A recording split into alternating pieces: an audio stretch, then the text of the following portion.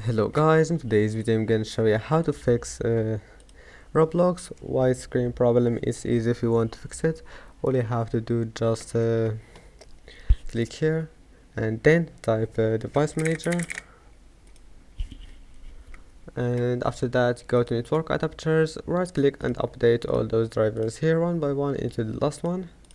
And then let's move to the next step. Click here, type control panel, and then view by, make it small icons, go to network and sharing center, and then the first option here you will find access type internet, and second one connections, you will find internet or Wi-Fi, it doesn't matter, just click on it and click properties. After that go to protocol internet version 4 and then properties.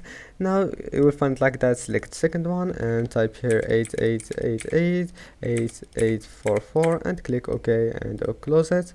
And that's it. After that just right click on it and click run as administrator, and your problem must be fixed. Don't forget to like and subscribe, and see you in the next video.